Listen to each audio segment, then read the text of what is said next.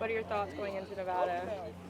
Thoughts? I mean, we always say the first thing we say each week is that records don't matter at this point of the year. You know, every team is going to pull out everything from their bag of tricks. So we just got to be ready for everything and come out with that same fire as we did week one. What are your thoughts on playing in the snow? I've never personally played in the snow. I played in Utah State my sophomore year, which was pretty cold, but it wasn't really snowing. So, I mean, is it supposed to snow? Is that what it is? No, there's no precipitation, but the low is 18. Okay, well, I mean, it's going to get cold, so we got to get ready for that. And, we try not to let the weather be a factor, but we just got to come ready, mentally prepared for all that's going to come and just be able to play through it, And then last for me is we started off the season with such high expectations. We obviously had a lot of ups and downs, and to still be able to clinch going to the championship with this win. What does that mean to this team after everything they've gone through? I mean, it's everything, just showing the resilience that we have after going through all that adversity, as you said, starting the year, what was it, 1-4, 1-3, just not the start that we wanted, and just being able to look at that and just keep pushing, keep striving to get better every day, and now we're here. So it just shows the resilience we have as a team and just how persistent we are even in the face of adversity. A month ago today, you guys beat San Jose State. It's sparked this whole run. What's this last month been like for you and the team? Man, I mean, it's been a wave of emotions. As you said, we started not as fast as we would like to, and then we got that win at San Jose State. That was pretty crucial. That was when me and Jake were still out, so we were both on the sideline, just coaching the guys. Trying to get the guys fired up, and we came away with the win. And all our goals were still in front of us at that point, and we were able to see that. And when me and Jake came back, we just knew we had to keep it going. We had something special brewing already. So. Yeah, I mean, it's just a huge testament to the guys, just to how hard they've worked the past few weeks and keeping the big goals in mind, and just striving to get those every day. I know you guys keep a week-to-week mindset, but considering the fact that if you win, you're in the Mountain West Championship game, is that the new message now this week? I mean, yeah, it's one of the links to the chain. That's what we talk about in our team meeting at the start of every week. Every week is a next link to the chain we're trying to complete at the end of the season. So.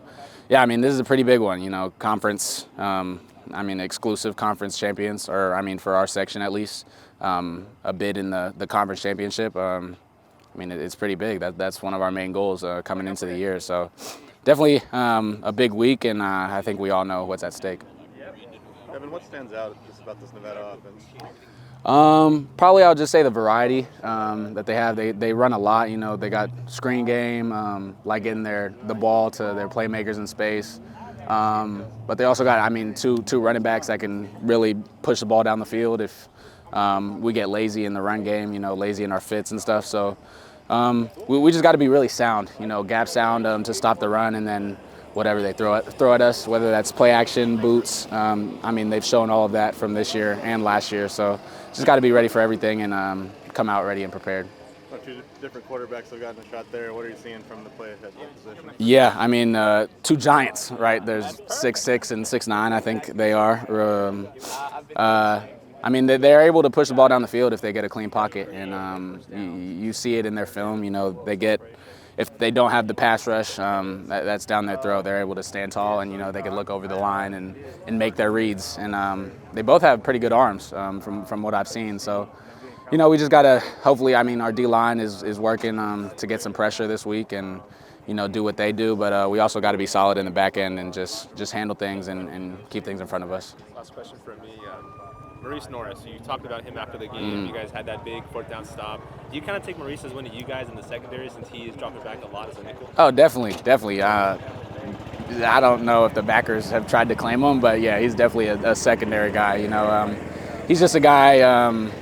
He comes in every day with the right attitude, the right mindset, just willing to put in the work, even during the cold mornings, the times when it's tough to get up and stuff. He's always that little bright spot in the room, just ready to get after it. And, it helps motivate all of us. And I've been able to kind of teach him the playbook, give him a couple, keys and reminders and stuff to help him on the field. But he's been great for us in coverage and in the box. He's been making plays. So he's really grown also over the year, and I'm really, really proud of the kid.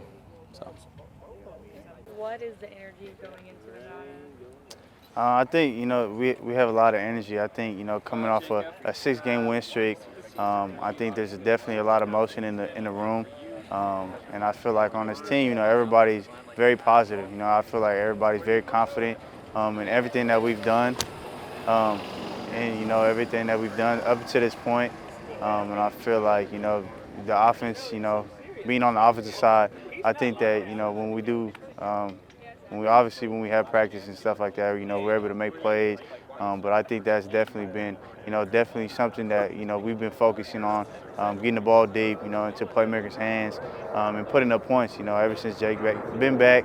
How you see, he's still leading the conference. And, this offense, I think I just seen a stat yesterday, 10 different people have a touchdown. So I think that speaks a lot of volume into our offense and the confidence that we have in each other. What kind of problems does Nevada's defense pose? They're very physical. I think that going into Reno, it's never an easy game. It's going to be cold out there, so knowing that they know that they practice in that weather, just how they know when they come to Bulldog Stadium, it might be hot, might be cold, might be windy. You never know. So I think that just being able to know that they have playmakers on the defensive side, knowing that we have to work 10 times harder.